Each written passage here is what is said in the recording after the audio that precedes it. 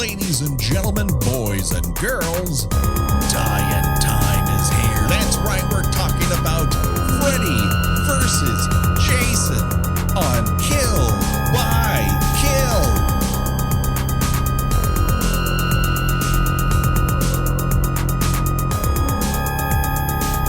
Greetings and salutations, Internet. It's your old pal, Patrick Evans. I'm coming to you once again from both Camp Crystal Lake and 1428 Elm Street. This is the Kill by Kill podcast, where we are dedicated to celebrating the least discussed component of any horror film, the characters. Now we're going to unpack all the goriest of details of Freddy.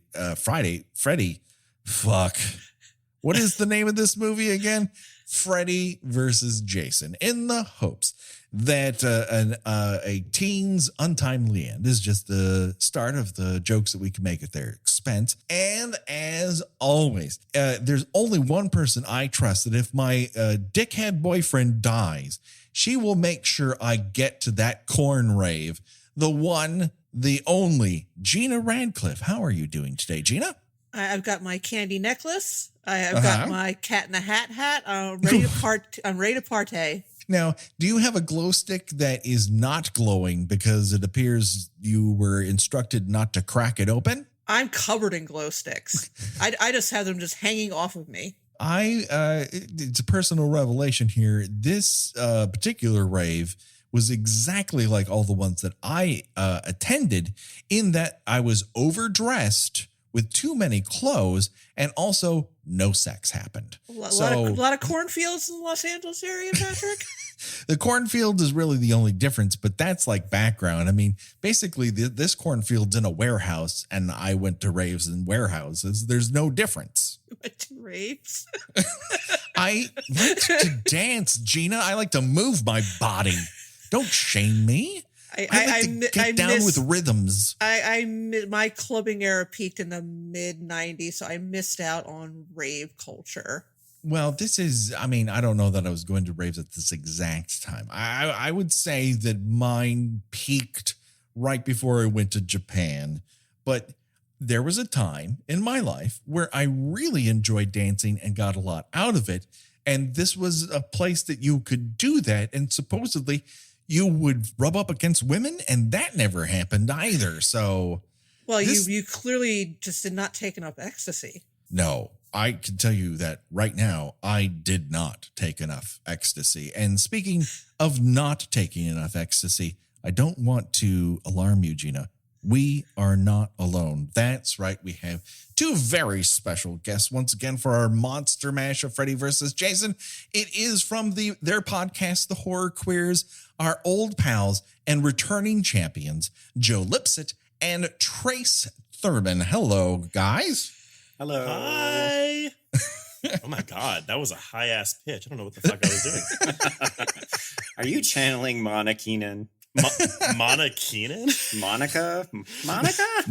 She actually does talk the whole movie like, Dad, I'm like, honestly, she's on ecstasy for this entire movie. I think she is. She is blanked out. I think when I'm rolling, like, that's probably what I sound like. You know, I like have a cigarette in my hand and I'm like, guys, oh my God, how are you? It's so good to talk to you. Let's talk. I want to do is go to school and meet my friends. I got to get out of the house. My hair's still wet. I don't know why.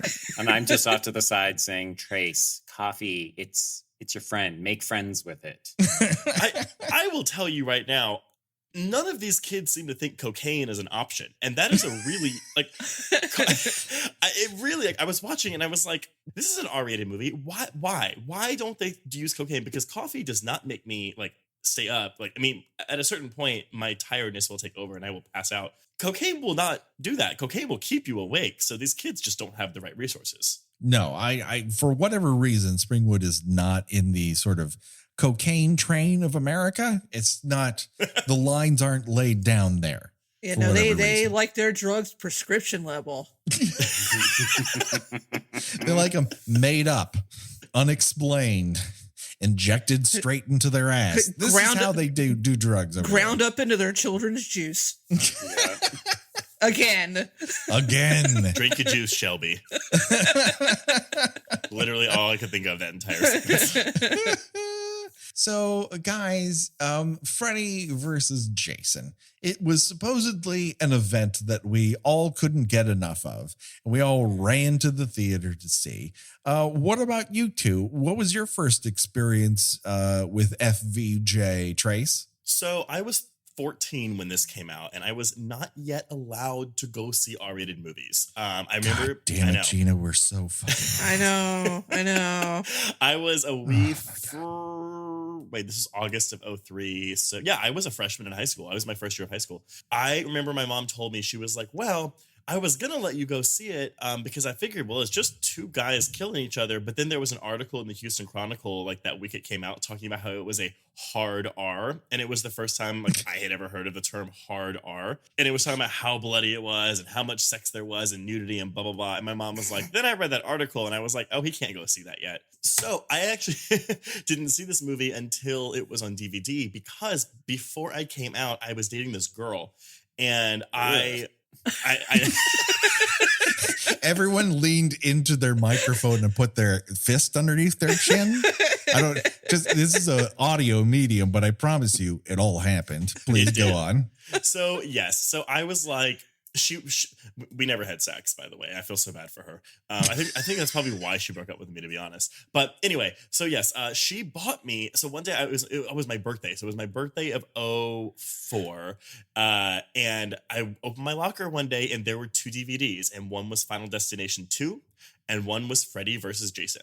Oh my God, you should have married this girl. I know. So these were the only 2 like R-rated horror movies that I own. Like my mom let me watch things like The Patriot because it was historical, which and what a history lesson it is. I know. So me, Trace, like for some reason my mom didn't seem to care because I guess I already had the DVD. So she was like, well, I can't take them away because I'm 15 by that point. Uh-huh. And I watched Freddy versus Jason and Final Destination 2 probably once a week, both of them, sometimes more than once a week. So I've actually seen this movie a crap ton to the point where I never want to watch it again, except for this podcast. But both movies seem to be like there's so much Canada there that there's like moose head going through everyone's veins. It's just, they're both full of Henleys and heavier than you think leather jackets. It's so true. I know every single person in this cast. I was going to say, I think Joe can speak to that better than I can. Joe, as a native of America's Hat, what was your first experience with Freddy versus Jason? Well, sadly, Patrick, I was one of those idiots who was very excited for this movie. So I was definitely the ass in seat on opening weekend. I think that's most people like in the horror community, though. I don't think any horror fans were like, man, I'm not going to go see that. That looks stupid. Everyone wanted to see this movie. Yeah, I think there's a lot of build up to it, and it sounds like stupid fun. Again, it does, yeah. It sounds like that. I mean, because this is Ronnie Yu. So do you want to rewatch this or do you want to rewatch Bride of Chucky? And I'm going to say, I'm going to rewatch Bride of Chucky. Yeah. No. Oh, yes. Yeah, for sure. Although this feels like a spiritual sequel. Yeah. Bride of Chucky was one of 2 good movies Universal released in that year of 1998. I know because I sat through all of them. And it is a very good film. So my expectations for this film were also very high. Did they meet them? Has the story changed? I would put it in the innocuous category. I think it's trying really hard. I honestly feel like that it is. It's not like some of them are like, oh, here's one of these. They're legit trying. Their batting average is low, but that doesn't mean that it doesn't have its appeal. It's just not what I would go to necessarily when I'm looking for either one of these franchises. Yeah, that's fair. I think I can't believe I didn't think to mention this, and y'all can cut this out if you want, but I actually did get to interview the writers of this film. Oh my God. It's Damien Shannon and Marcus Swift, I think are their names. I had like a really long editorial for them, but discussing. I think it's called like Hockey Mask and Knife Fingers or something, and it was like the true story of Freddy versus Jason. Ugh. And yeah, I don't know. So y'all can go find that if you want to read that shit. I should have like read it to reference for this, but I didn't. So I was going to say, way to plug and then leave us dangling with nothing. I don't know. It's there. I got to ask them about the faggot line, but that's not our episode. So we'll have to do that next time. Well, we might as well bring this to bear. So what was their interpretation of these events? Because I think I know what they're going to say, and I wonder about it. We're talking about the faggot thing? Yes. Yeah, the ad-libbing on Kelly Rowland's part. Like that seems to be the basic gist. That she just said it and no one cut it out. See, that's one of it was they maintained that it was not in the script at all. Mm-hmm. Well, I would like to see that script. Here's the deal. It's like a whiteout section.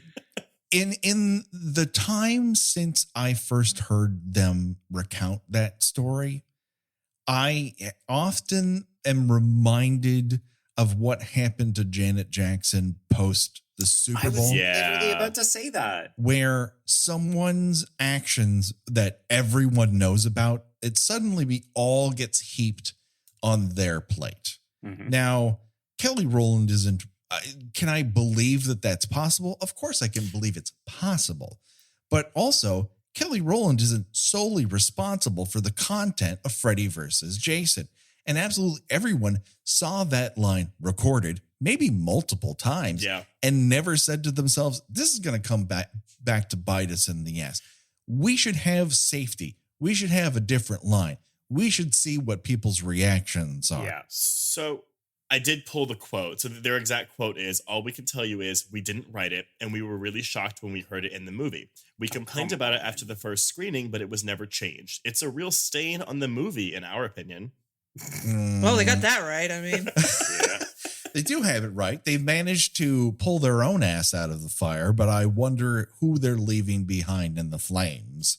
That's an explanation. It's not an excuse. I would more like to throw it on the bigwigs of New Line Cinema because they are much more to blame. That it's one thing to have filmed it, and it's another thing to assemble it into an edit, and it's another thing not to go, we have to have something better than this, right? I think it's very indicative of the time, though. And I'm because, we've gone through our 80s nostalgia. We're kind of leaving it. We're going into 90s nostalgia. I don't see people really wanting to go through 2000s nostalgia. I don't see that being a thing. No, we already talked about just the clothes alone in this are just like they're so great. God, it's something. Everything is so low rise and so weirdly clingy and see through to no effect. Mm-hmm. And, these people were probably never in better shape and they're not helped by it at all. It's also strangely baggy and ill-fitting on a lot of the guys. Like, well, the stoners. We're moving into the period where the girls' clothing is getting tighter and more revealing again. Like, we're leading up to Jessica Biel in, the remake of Texas Chainsaw Massacre. Ooh, yeah. But the guys are still very firmly in late 90s wear, where it's like Junko jeans and ill-fitting jackets. And like the like bowling shirts that are like 2 sizes too big for them. Mm-hmm. Yeah, everybody looks like they have body dysmorphic disorder. Which they probably do. Well, yeah, because they're actors. So. It was the early 2000s in Canada. That's all we had. It's a plot point for Kelly Rowland's character in this film for this 20-minute segment we're about to discuss, and then not after that. Like she's wearing too big a nose and she needs to dial it back. Yeah, she got body dysmorphia. It's true. Well, that brings us to who is still left alive at this portion of the movie. The answer is almost everyone, with the exception of some wheat for the chaff. First off, we have Lori, whose wet hair, blank stare, don't care. And then we have Kia, whose body is by Destiny's Child and clothes provided by Chico's. She has one personality trait, and that is impatient. She would like things to move along. Thank you. Hey, I mean, you know what? She's the director of pacing for this movie, and I respect that. You know what? She's the Gale Weathers of this movie, and she's got the Scream 2 color scheme to prove it. Oh my God, she so does. Oh my God. The ombre is strong with About this one. 6 years too late. I don't know if it was that too late for the scene that she was actually in, right? What? In terms of what R&B singers were wearing at the time and how they were styled. Her clothes are fucking out to lunch. I don't know what's going on there. She looks literally like she has shopped in a town outside of Springwood entirely versus everyone else. But she's also like the only woman of color in this entire school. Yes. Like, so maybe she is taking a trip to the city so that she can get some different fashion. Oh my God. I can only imagine what the city is. Where are we? That's what I want to know in this movie. We're in Springwood, Canada, California, Ohio. With cornfields. with the cornfields. With a perfectly carved out crop circle also. I don't know how they listen. Did a UFO land there previous and they're just using the spot? Who can say for certain? People have driven out into the middle of this cornfield and just left their cars there for people to sit on. Again, I don't understand how this works because I just don't let people sit on my fucking car. Does it matter? So is this a movie where something like that you're going to be like, that doesn't make a lot of sense? Or are there bigger things that don't make sense that maybe supersede that? Yes, there are bigger things that don't make sense, but welcome to the Kill by Kill podcast, where all the things that don't make sense are mentioned as if they all are a problem. Right. That's what I was going to say. You know, just watching the movies the way we do for this, yeah, you do kind of hone in on, you know, where did this cornfield come from? You know, I mean, does it matter? Not really, but now I'm really focused on where is this cornfield? I totally get that. I think I'm in horror quiz mode still, so I'm like, okay, cool. Let's. It's not ruining my. Quote unquote. He's not bothered by the it. film. Yeah. So let me take a second to get bothered by it, and I'll jump back in. Well, let's talk about the first thing that bothered me. Let's jump right back into this movie. We're going to start at the Weston Hills Sanitarium for kids who don't sleep good and want to do other things good. I have a lot to say about this set design. Boy. Go on. It's Baby One Flew Over the Cuckoo's Nest.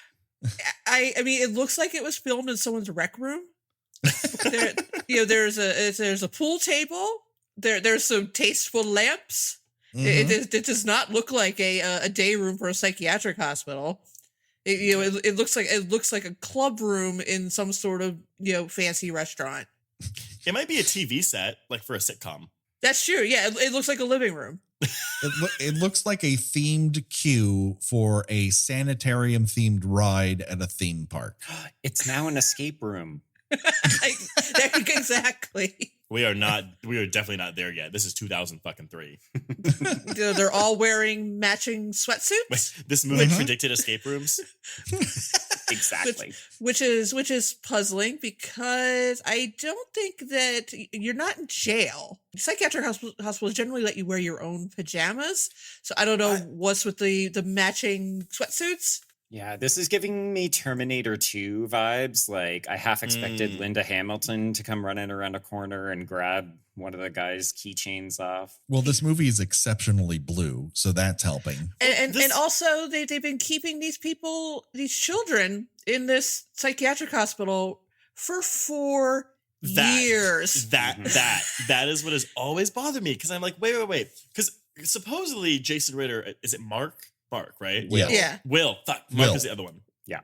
Will is here because he saw maybe Lori's dad killing her mom. Yes. And because of that, they're able to put him in this place and not let him leave, not let anyone contact him, and not let his communication get out for 4 years. Mm-hmm. And they apparently told none of the teenagers because no one knows where they've gone, but all of the adults seem to know. So this is a conspiracy vaster than anything we ever saw in a Nightmare on Elm Street film before.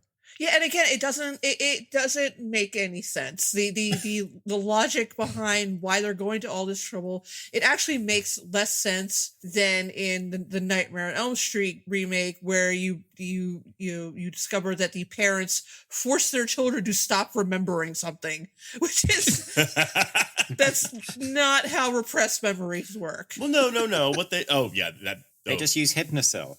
They use it. Oh no, I wrote in my notes exposition because there's so much spoken exposition in this scene. It is insane. This whole movie is full of it. I mean, we haven't even reached the section in which Laurie sits down on a couch and goes, Freddy died by fire, Jason by water. How can we use that? Don't. That's a first draft idea.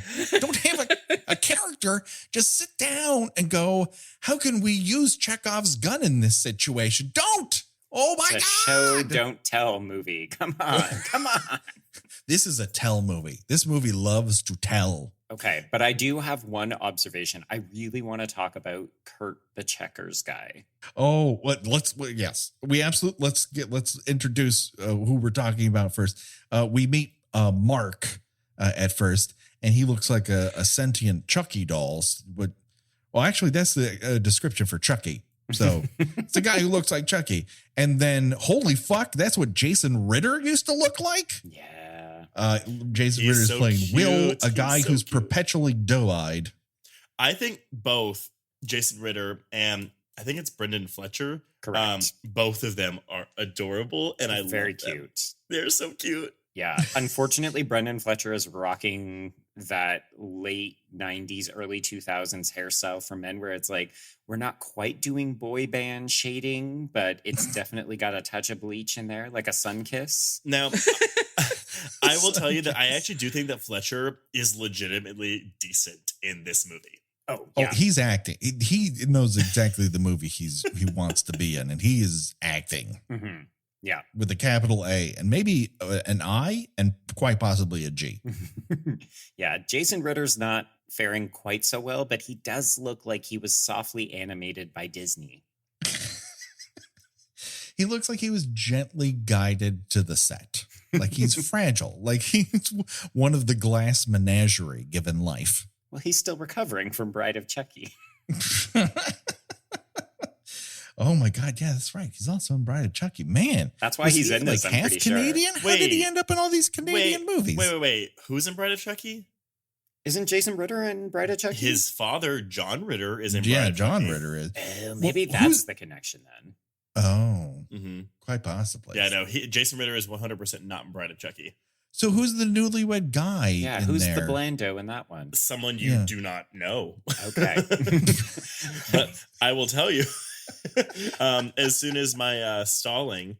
Wait, did the parents of Elm Street did they suppress my memories of who the lead is? His name is Nick Stabile. Oh, right. Yeah. Oh, Yeah, You don't know who the boring. fuck that is. I recognize the name. from Bride of Chucky? Are you thinking of Nick Stahl? Maybe to both. Let's move on. Where is Kurt the Checkers guy? Okay. Well, first of all, we have to point out the in Sanitarium, they're watching KRGR, which is real low profile way to keep Freddy Krueger's name out of the public eye. Good job, everybody. It's like a massive fucking clue whenever you turn on the television. You're telling me they can put people away for 4 fucking years, but they named the local television station after Freddy Krueger? It's not Krueger, it's Krueger. Maybe Is that a was more supposed Germanic pronunciation of it. Yes. Maybe it was supposed to be more like kind of a dreamlike thing, because there are a lot of things in this movie where it's like they're not really in a dream, but like things seem very dreamlike because they're kind of like, it's almost like that micronap concept in the remake, but they don't ever mention that. The problem with the micronap thing in there isn't that it's a bad idea in the remake. It's that everything looks brown and gross. So you never know if this brown and gross is non-dream and this brown and gross isn't a dream because they're the same level of brown and gross. Yeah. Whereas this film is brought to you by the color blue. and not so much brown. I also did want to point out, No. too, that we did miss the line whenever he asks what Hypnosil is, and the guard mentions that it keeps them nice and docile while he kicks their cute little ass. Yeah. I don't know. It seemed real gay. Well, considering that then Mark reciprocates by actually showing his bare ass to this doctor. And farting. Yes. Audible fart. Let's get to Kurt the chess guy. We learned Checkers. checkers. He's a checker person. Yeah. And luckily for us, I really do. I think one of my favorite realistic lines in this entire thing is Mark saying, "I'm an Uno guy." Yeah. Who is Go get Uno and I will play Uno with you. It's that little bit of character development, though, that really helps this film. Yeah, Uno over checkers any day. Any Yeah. day. Yes. I think it tells you a lot about Mark as a person when he says that. Yeah. Later, we go to Mark and Will's room where they seem to have a very big stack of Cosmos magazine. When you're crazy for astronomy. I was very proud of that when I wrote that. You should have been. Kind of reminds me of that line in Buffy where Willow takes the aptitude test and she's like, "I got florist." And then she's like, "Florist means crazy. I don't want to be that."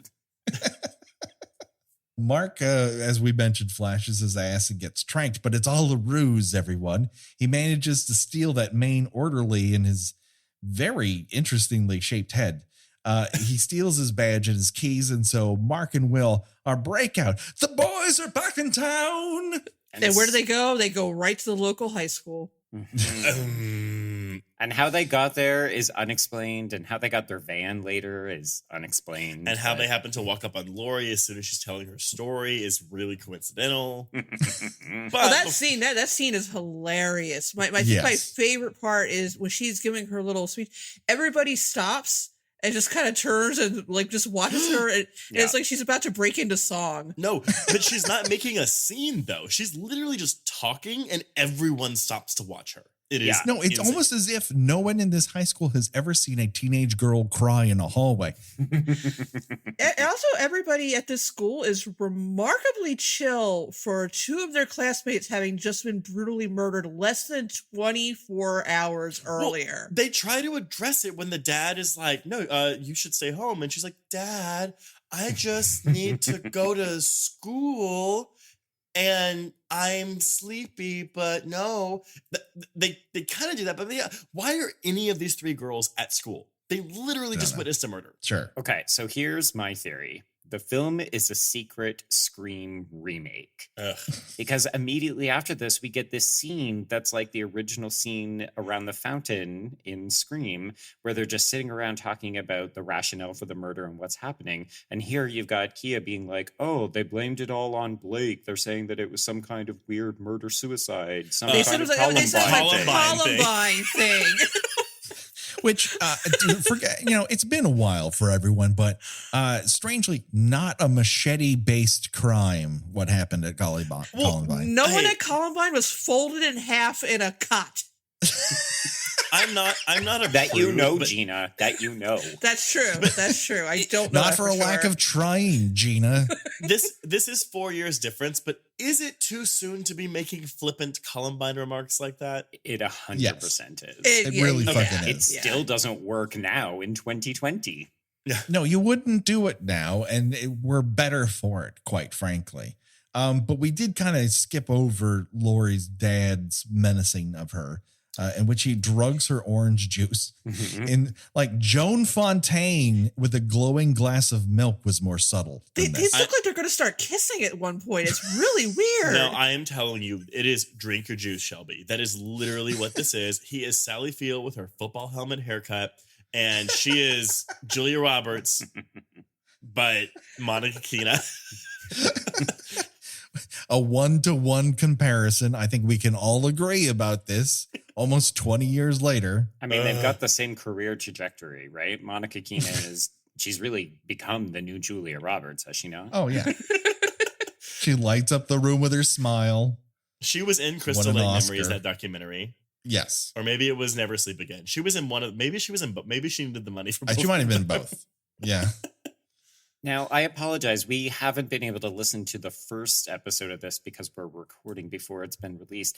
Have you talked about the fact that Monica Keena was only hired for this movie because of her boobs? Oh, What? color me No. intrigued. I'm not actually making that a statement. I'm just suggesting it feels like that's what she's bringing to this film. Why are you Well, there's obsessed with her definitely boobs? like when she passes out, like there's definitely a very long pan of her laying, knocked out on this.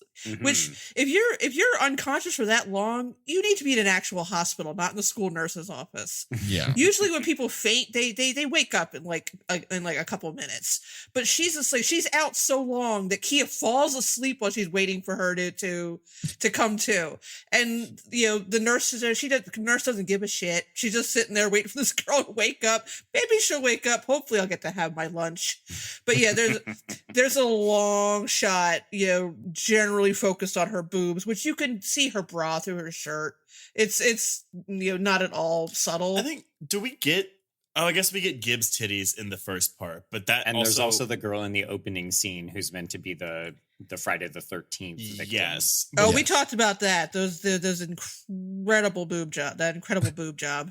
But, Quote unquote Heather. But because So those you're weren't referring to. really Katherine Isabelle's boobs, right? Because that was That's a bio. she had a it's a stand-in, bio. yeah. But do we? Well, whatever. We don't have any boobs in our segment, so.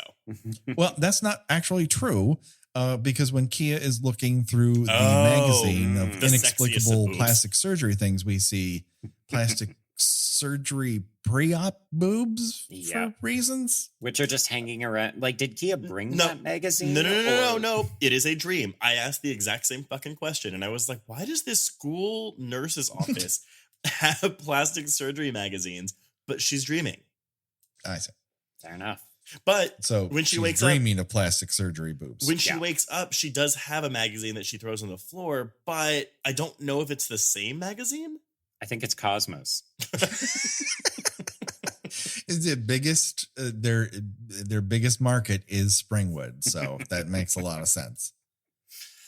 Her. Oh my God, Monica Keena's boobs are so front and center in this movie. But that Columbine. Nice. But that Columbine. Oh dear. The way that this is probably the most realistic high school we've seen. Certainly, it didn't much matter in Friday the 13th movies because they weren't high school films. But in Nightmare on Elm Street, where we saw lots of different high schools, we were never in a hallway that's so fucking crowded. Mm-hmm. No one in this movie was ever instructed to just go about their day or not look directly into the camera. And if they do, don't use that shot. But no, we get a lot of people paying way too much attention to the three people who have lines in the movie. So this is Ronnie Yu's fault, right? Yes. Yeah, I have to believe that Ronnie Yu believes that this is adding tension or movement or some sort of kinetic energy to what is occurring. Oh, I think you're giving him too much credit. Yeah. No. I'm telling you, I'm not giving him credit. I'm saying I think he just thought this was a dream sequence because he didn't know what he was doing. Wow. But he's not. This wasn't the first movie he was handed. No, and he's not an inept director. No, but he directs things fine. I'm just saying, I just don't think he fully read this script because he was like, it's Freddy versus Jason. And he just directed things. I mean, honestly, I think he probably spent a lot of time planning the climax and how they were going to logistically mount all of the pyrotechnics and that kind of stuff. He probably didn't spend too many takes on this high school scene. He was like, okay, I hired 25 high school seniors. 50 of them showed up because they found out that they could be in a Hollywood film and it's, fucking Vancouver, Canada. Yeah. And now I've got to try to direct this idiot girl who just keeps staring at the back of Monica Keenan's head like she's saying the most fascinating fucking story she's ever heard. Like, well, I got one take. Evangeline Lilly looks good, so let's keep her in there. Well, yeah, this whole thing with the scene is that, like, now Trey was murdered in her house. Let me reiterate. He was folded in half. I cannot state that enough. The circumstances of his death.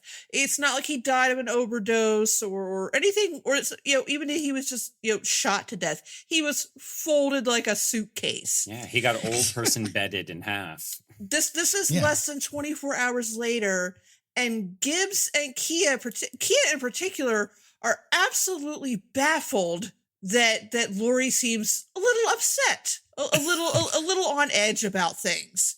They got a Spanish final coming up, Gina. They got to focus. They are absolutely like, what's wrong with this girl? Why is she crying? We don't know what's going on. I mean, Kia is a bad friend. Like, Kia is a very bad friend. Gibbs is fine. Well, I think Gibbs is distraught. Like, I think she's actually suffering from PTSD. Yes. But like, Kia's over it, and she's like, y'all need to wake the fuck up and just continue with your lives. She's like, we've got bigger fish to fry. We've got to deal with Linderman. Yeah. Linderman. I love him. Okay, wait. Do y'all?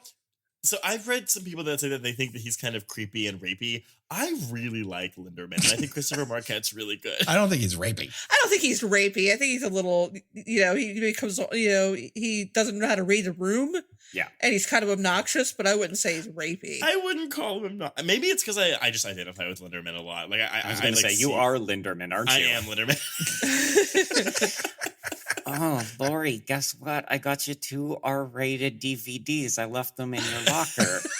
One of them is Final Destination 2. We could watch it after school. I have a soft spot for the nerd, and even though he's not like the male version of glasses and a ponytail, like he's just a sweetheart. He's just trying really hard. I mean, he's wearing a sweater vest. Like, what more can you ask from this guy? What's the male version of glasses and a ponytail? A sweater vest. Yes. Sweater vest and bringing you a beer. Yeah, Linderman's a dweeb in the streets and a dork in the sheets. But he's not we don't have time for weirdest... date a dork right now, Patrick. That's true. It's not date a dork right now. If not now, though, when? When? Fucking Kia in this scene while they're walking down this hallway shot, this walk and talk, is waving hi to other people. Like, she's not even engaged in this conversation of someone going, I heard something traumatic happen to you in your own home, and I'm sorry that happened. And she's like, fuck off. Oh, hi, Jenny. Talk to you later. Are we doing homeroom? Finger guns. Like, she is disengaged from humanity. Yeah, I think she thinks that she was hired on to do the high school part of the movie. And, the rest of the horror movie aspect on it was kind of just added later. I mean, I confess, I'm a little shocked that Kelly Rowland agreed to be in this movie. It doesn't seem like, I mean, not that she's an actress, but she's fine. Well, she's definitely not an actress. But like, when...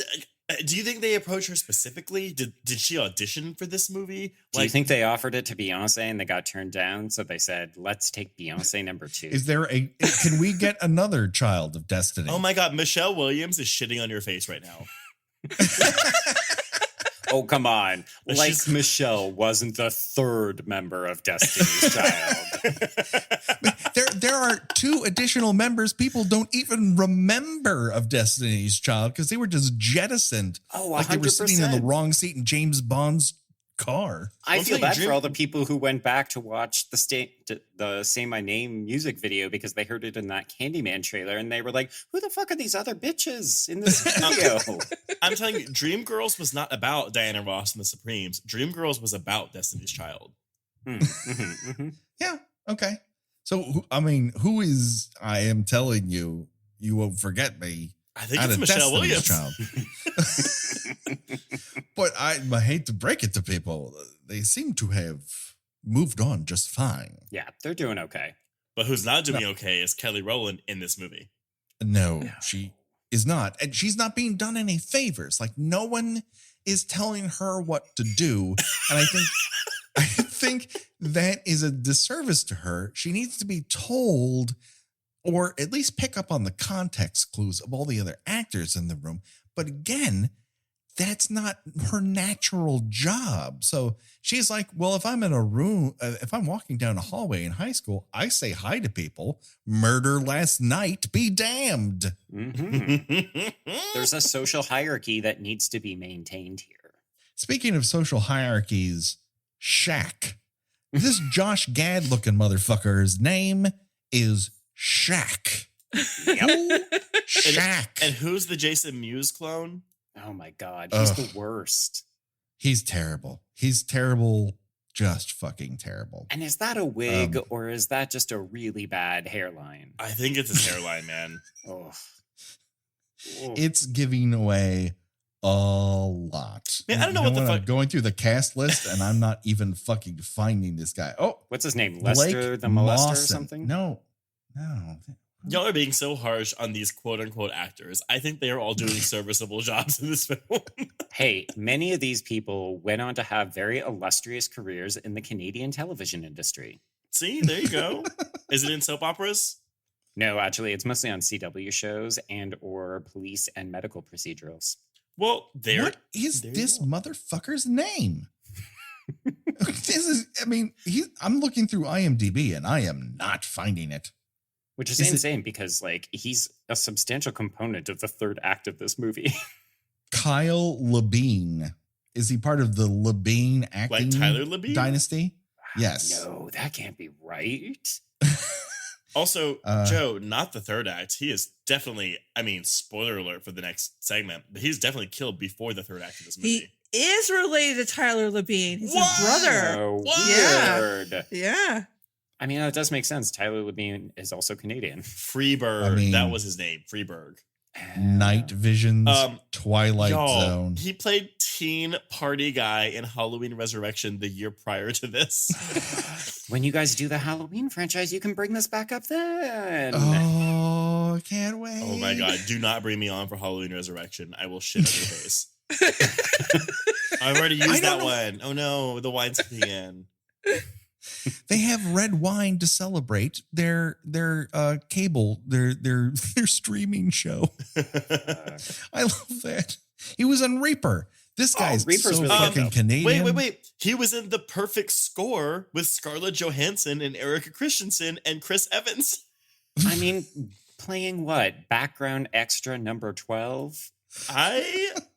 Maybe. He was in not Scary listed Stories in to the main Tell in the cast. Dark. He has a whole role there. It says Deputy Hobbs. Matthew Lillard is in that movie? Sorry, I'm going on a Okay, you guys have fallen somewhere where I can't see you anymore. Can you please come back to this terrible hallway sequence? Now, this is IMDb Cast Trivia, the podcast. And so we're just going to go in that direction. Okay, now. We're just special Patreon changing horses midstream. We're just going to do 6 degrees of Tyler Labine. Would listen. Oh, God. Shaq. Anyways, did they make up these party billets before the deaths or that morning? Oh, yeah. No, that looks like they put some time into it. Those aren't hand colored. They were like, an alien landed in the cornfield last weekend, so we're going to have a party. Death We got to be take damned. advantage. Yeah. No, it makes perfect sense. We rented this crop circle for this date. We're having it this date. We can't postpone it because 2 of our classmates horribly died. The kegs are non-refundable. That's right. They'll lose their reservation money. All $5 of it.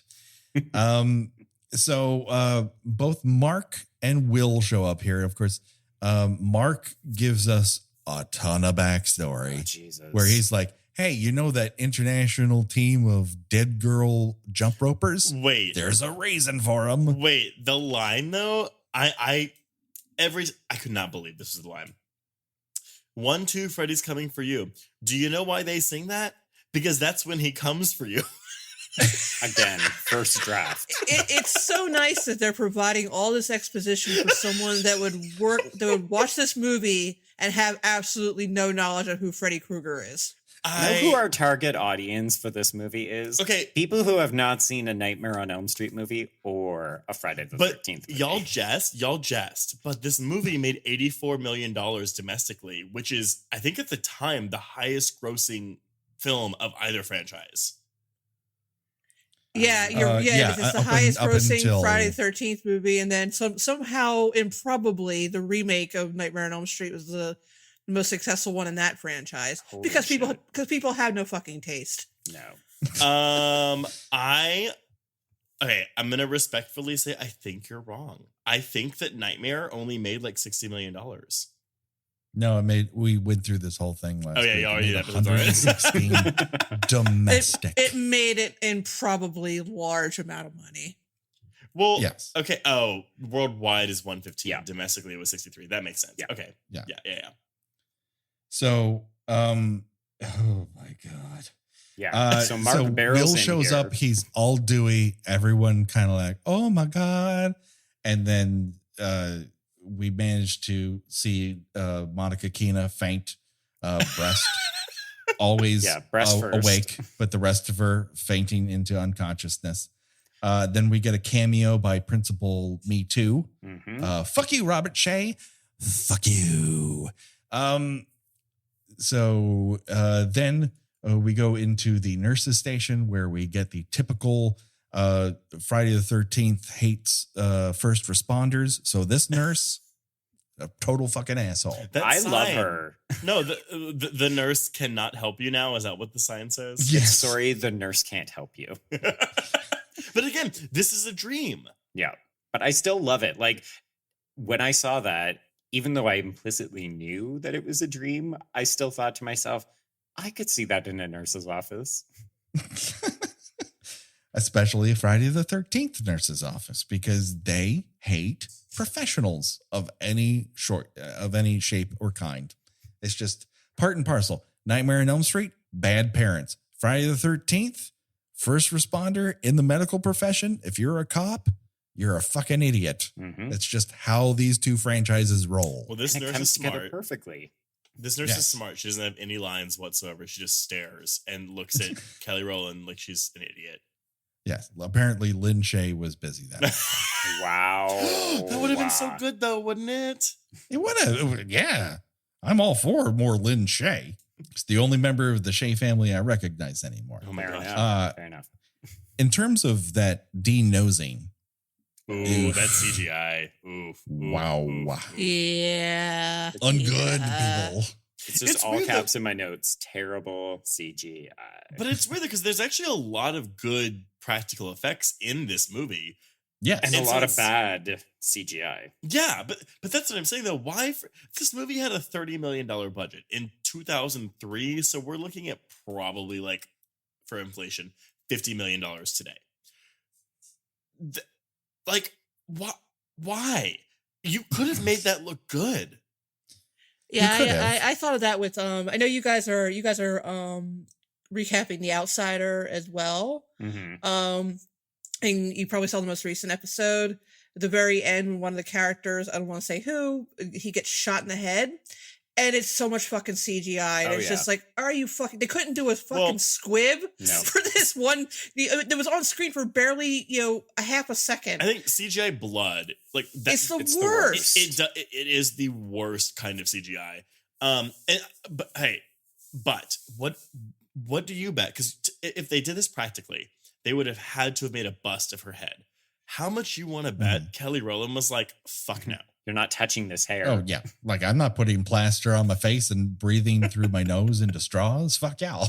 Are we just like, am I just blaming Kelly Rowland again? She created the faggot line. She ruined this fucking effect.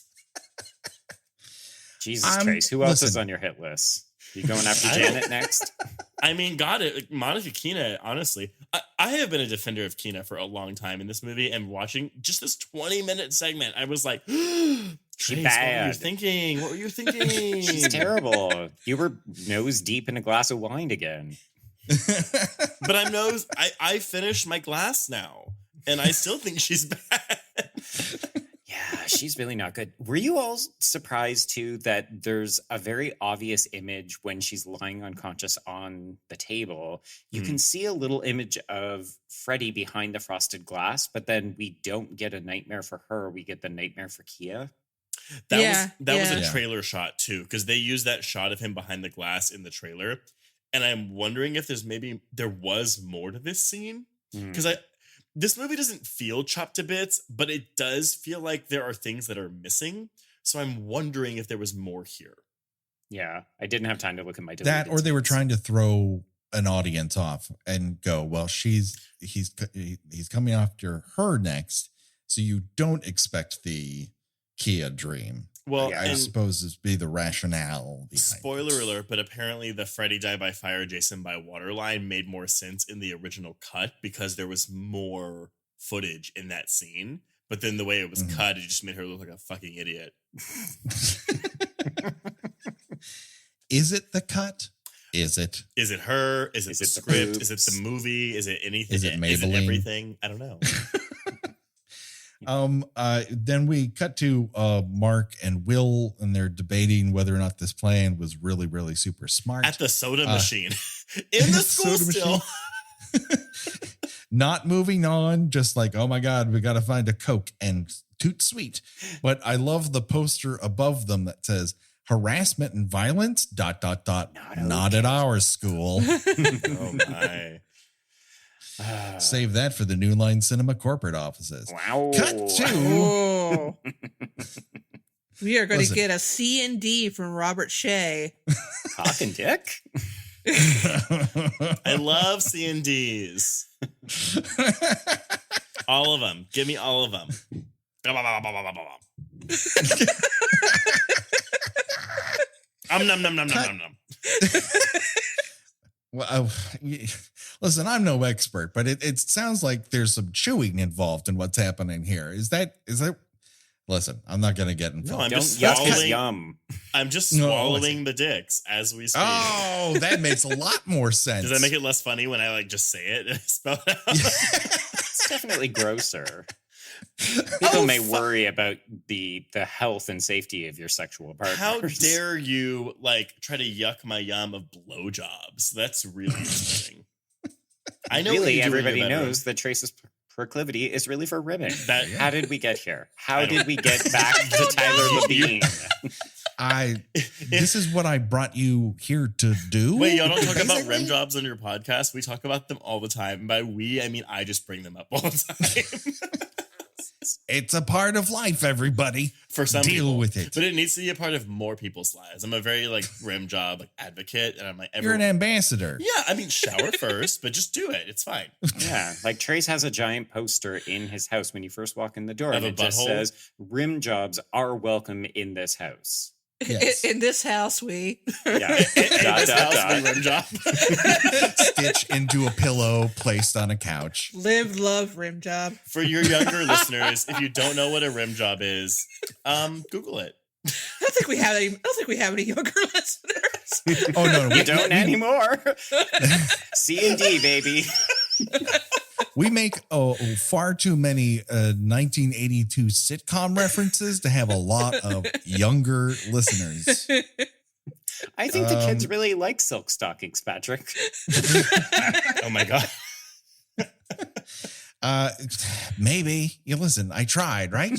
I tried to educate. Sometimes it's about education. Well, sometimes people need to be told that Fear No Evil features a Satan in a very lovely gown. Oh yeah, Trace, that is so on the list, by the way. What? Never mind. I'll tell you later. What was it? If you're worried about losing younger listeners, you're about to lose more because we're about to get a microfish scene in this movie. At the Springwood Library and Concrete Bomb Shelter. This is, listen, it's a lot of concrete for one federal building. Why is this newspaper censoring suspicious deaths? How do you I'm censor sure there's a good microfiche? reason, someone says. No. Really? What would be that reason? I know. And then they go, how come we were never allowed to call any of our friends? As if they've never asked that question before. Where are their parents when all this is happening? We never meet That them. is a very good question. Meaning that one kid is just there and they still have the boogie van that his older brother who killed himself. With the blue shag carpet, wall to wall. Oh yeah, and the heavy metal graphic on the outside. I mean, that you can't destroy that. That's a work of art. Yeah. This whole thing that Mark explains is so beyond any sort of sense that I'm just listening. It's like I'm again blinking white man gif. That's just how I am. Like just watching this whole scene. It's like, okay, so in order to just completely hide the whole Freddy Krueger thing, we're going to take some kids who had dreams about him, lock them up in this asylum forever. Apparently, but it's only them. And what's even shitty, and I'll do a tiny spoiler alert for your next segment, but like because Brendan Fletcher is the exposition machine in this movie. The second he's done, and the second that everyone's caught up, he gets killed. So it's like, it's really shitty. This is like a conspiracy with the parents, yeah, the police, the teachers, the police, the press, which is just mind blowing. The local psychiatric hospital, which apparently is run by Laurie's dad. Yes. Yeah. A known murderer. Yes. This is we're going to just lock these kids up indefinitely because we don't want them. We don't want to mention Freddy Krueger to anyone because for some reason we're just going to pretend he never existed. Well, no, that is a great fucking segue into this fucking rave scene because there's literally a part where a guy's like, "Oh, I said Freddy Krueger to my parents, and my parents practically shit themselves." So it's out. Like it's not a secret anymore. It literally takes two idiots less than a day to completely reverse this vast conspiracy that adults have taken 4 years to put together. 4 years to put together and have and so many working parts as Gina has just demonstrated. Wait, how long after Freddy's dead do y'all think this takes place? Oh, I don't think Freddy's Dead exists in this. Oh, to be honest with you, there's no fucking way you can connect the dots between what occurs in Freddy's Dead and this. So really then, in the canon of Nightmare on Elm Street, Freddy's Dead is set way in the future, like beyond 2003. It's when space travel is common. Okay. It's taking place on Earth 2 in Jason X. That's it. I believe it's where it. Jason lands at the end of Jason X. That's where Freddy's Dead Spoiler happens. alert, by the time this episode drops, we've already dropped our episode, but we are totally dropping a Jason X episode next week. I love you guys. I think you're insanely funny. I enjoy your presence. Oh, you're not even going to listen to it, are you? Okay, well, we name drop you two, so fuck y'all. No, bitch, I listen to your episodes on Jason X. I know you don't like that movie, and I can't imagine stretching that movie out for as long as y'all did. Yeah, no, that nearly decision. broke us. You guys sounded so sad by the end of it. Our poor guest for that. He was just like, what? It's funny. And you're like, no. But the nipples, Poor they won't Andrew stay Schwartz on. They is fall holding our off. hand past the finish line at the end of that just because we can't make another step. Yeah. Yeah, you had to be dragged across the finish line for that one. Fuck you, Linderman. Women wear makeup. Get over it. Oh, I will say that the transition to this rave scene, though, it has this camera work that I hate.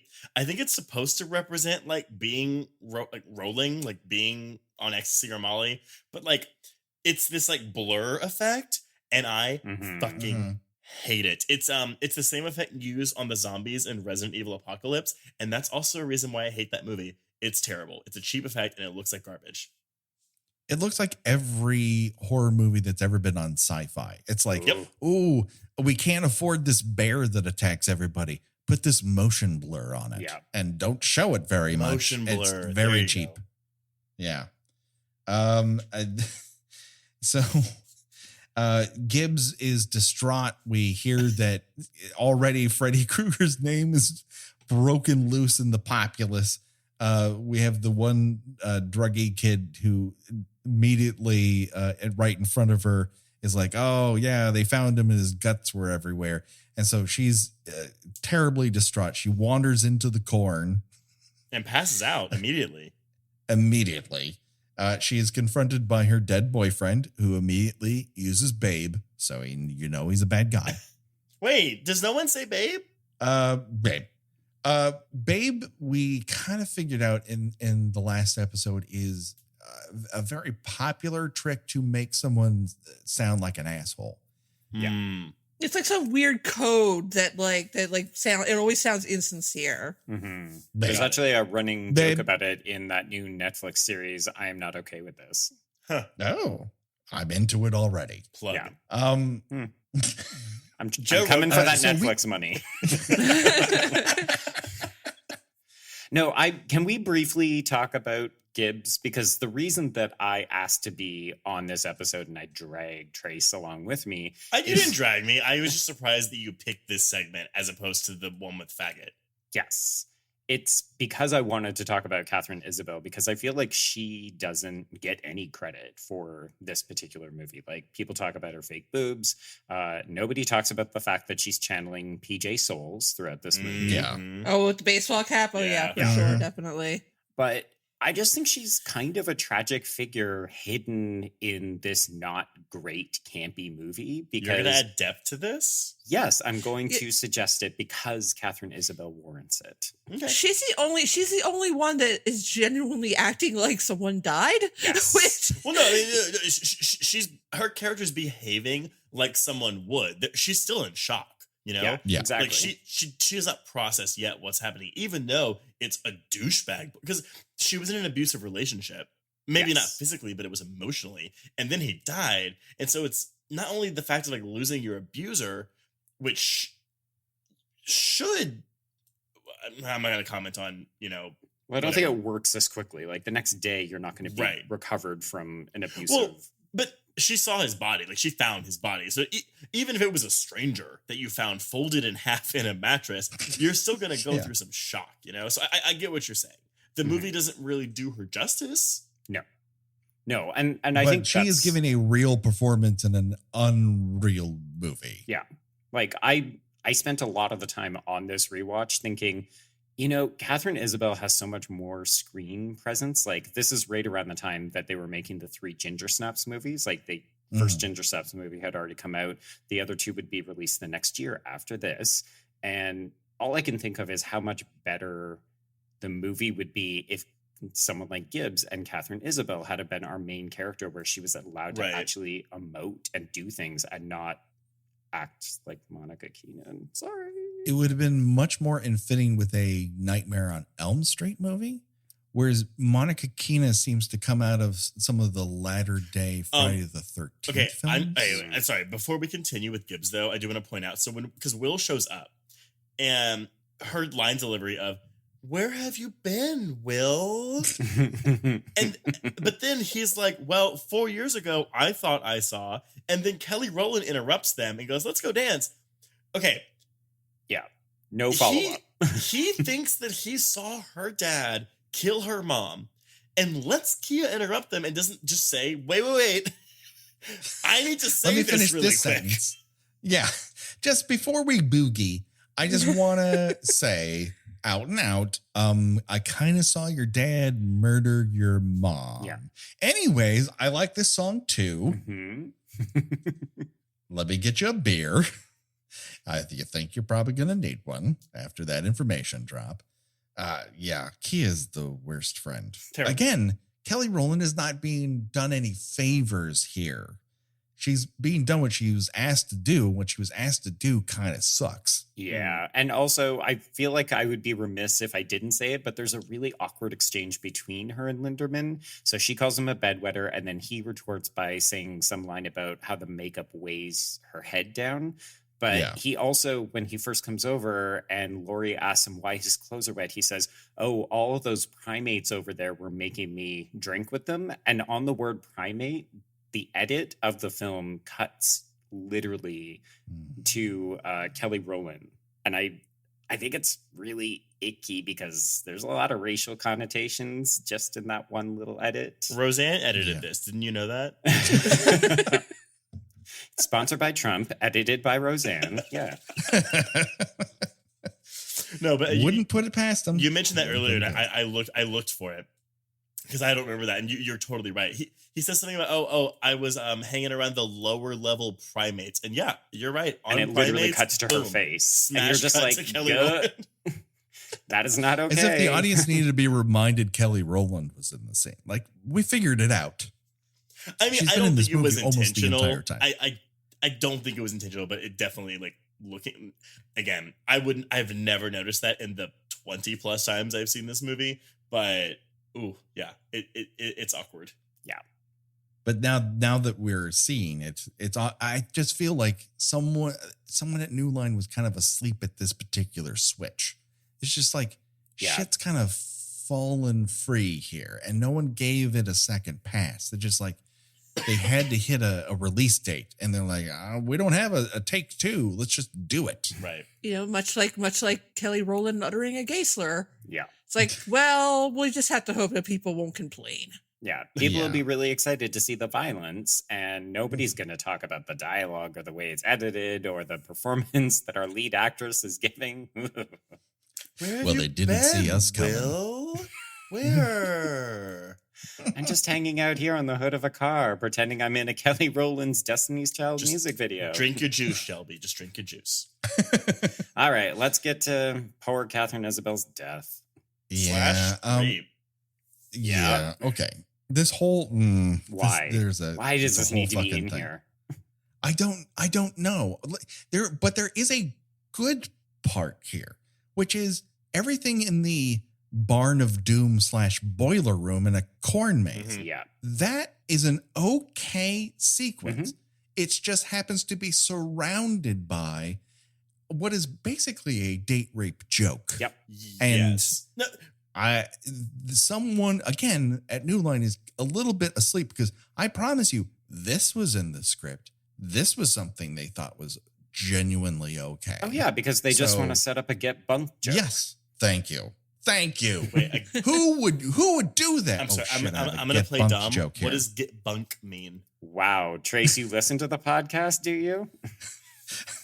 It's anytime two people get killed in a single motion by Jason. Yeah. Sorry. So that's like a Friday 2 reference. Yes. Okay.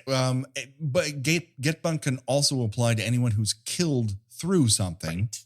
And a reversed get bunk can be someone who's killed, and then the motion of that implement goes through something else. Apparently it happens all the time. So yes, it's very much a Friday the 13th thing. Why is the Freddy face through the wall so much better here in that boiler room scene, and so fucking terrible in the remake? I was so impressed with how good it looks here.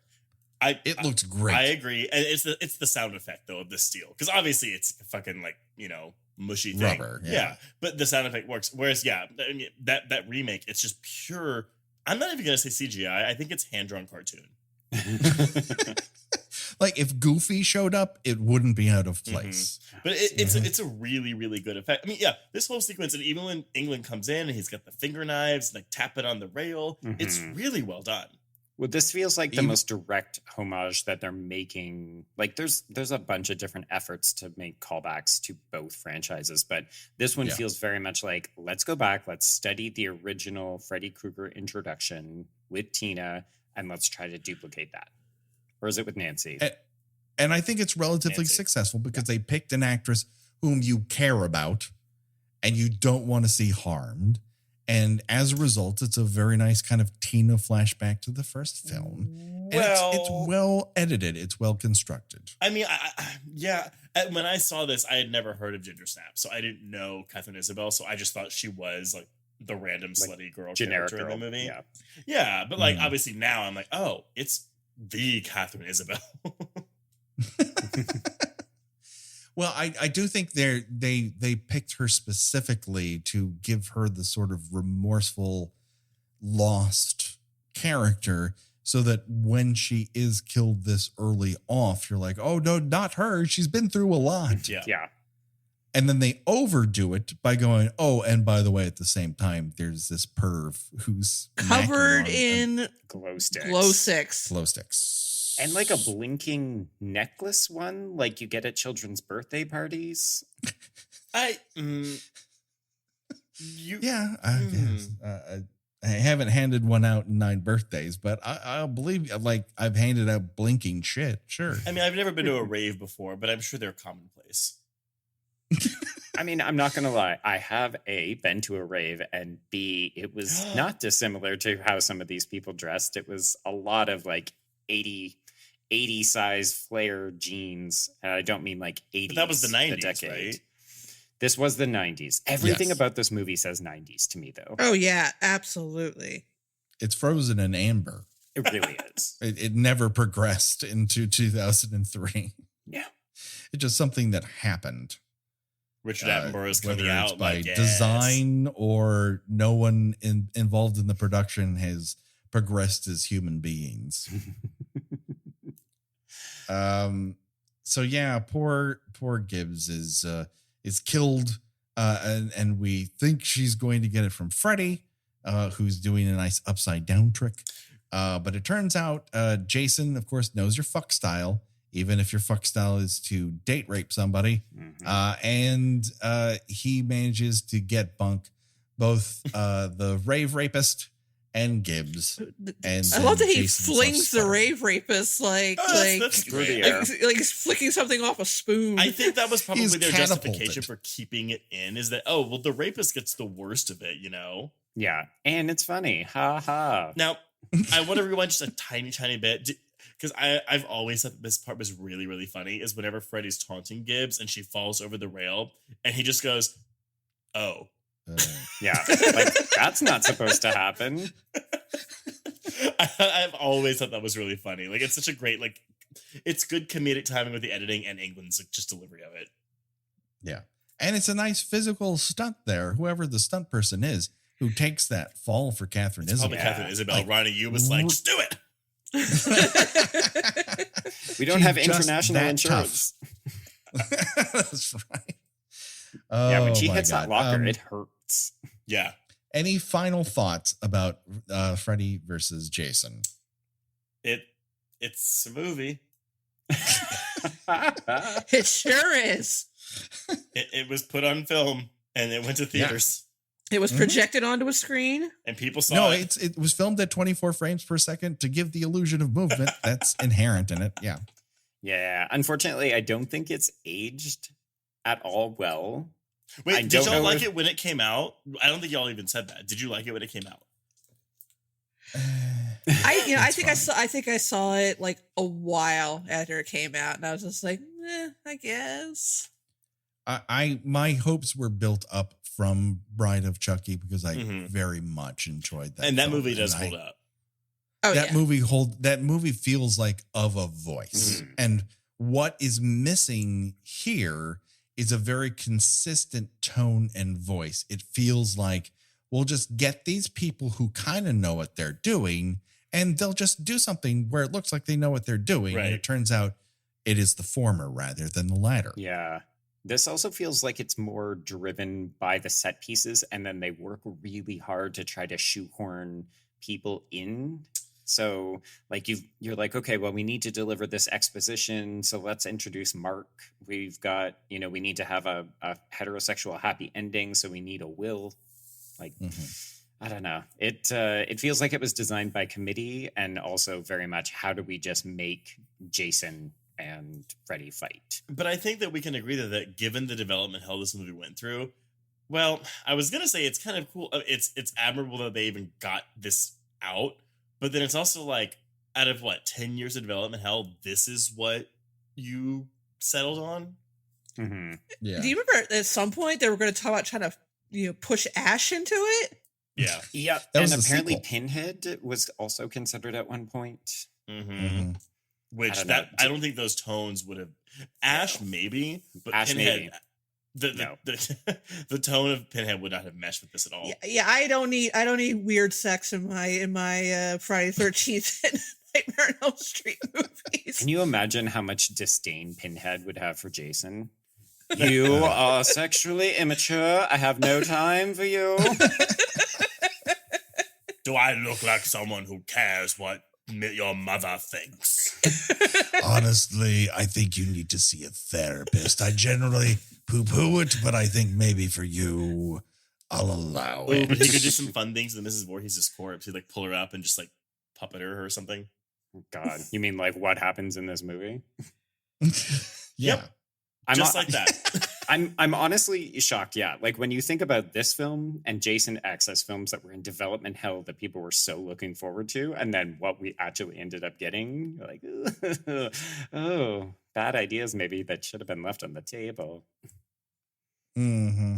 Yeah, I believe it. All right. Well, I mean, I do Choose Your Own Deathventure, but both the people who die here die the exact same way. So would you rather die on the ground or be catapulted into the air? Is what we're left with. I would like to spray blood onto Freddy Krueger's face, so I will go with the Gibbs death. So you're going for a facial. Yeah. Okay. Yep. Thank Oh you my for God. that, Patrick.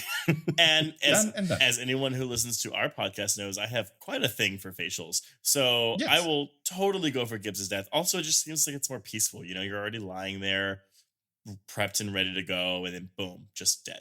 So I'm good. Yeah. I mean, she was frightened in her dreams, but she didn't really feel her death. So No, but to she shoot a got load that. over Freddy's face, totally into it. Yeah. I don't think we can top that, Gina. Yeah, no, I was gonna say, as much as I enjoy a good glow stick, I do not enjoy raping people. So Yeah. I will have to by default. I'm just gonna go with Gibbs's death. Oh, listen, as much fun as I would have being thrown through the air, because I think that is just delightful. There's no way I'm going to put on that outfit, and I'm certainly not going to have that hairdo. And if I'm going to have glow sticks, I'm going to crack them open so they actually fucking glow, not just sit there inert like people who don't understand how fucking glow sticks works. So no, I'm taking Gibbs' death. Done and done. So before we go, Joe and Trace, please tell our audience, who should already know by now, but just remind them where they can find you and what you guys do. All right. Well, we have a podcast called Horror Queers. You can find us on the Twitters at Horror Queers. And we release a new episode every Wednesday that is either on a queer film or a film that has queer elements. And Trace talks about his sexual proclivities a lot. Okay. And yeah. Yeah. Top that, bitch. Welcome to my world, bitch. But also find us everywhere on Horror Queers, except for Instagram. We're on Facebook, we're on Twitter, and we're on all those podcatchers. That's fun too. Yeah. Yeah. I'm sorry, there's a helicopter going over us. Week after week, Teen Witch has been brought up on this podcast. Nice. And now we finally Top gotten that. to top that bitch. So I think it's a bit of destiny. So Gina, where can people find you on these here internets? I write for The Spool. That's thespool.net. I have my own website at ginaradcliffe.com. And I too am on Twitter under porcelain72. Excellent. Check it out today, people. Of course, you can find us on Twitter, on Facebook, on Instagram, and please rate and review us on iTunes. We have a podcast review right here, 5 stars from Gavidra. See, it's impossible to pronounce these names properly because they give you no clue as to whether or not they're a real moniker or not. I love the show. Great hosts that both have extremely quick wits. So I'm not sure she's listening to ours, but I'll Gina for sure. I was going to say, thank you for quickly correcting that. Come on, Gina. You needed to be quicker on it. I was testing you. Their movie selection is top notch, which again I think is doubtful, and their roundtable of guest hosts are great. Oh my God, thank you. Listen, that everything that wasn't pointing to me, 100% correct.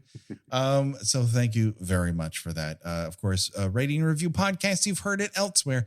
That's how we're seen and heard by more people. So get into it, people. Make it happen.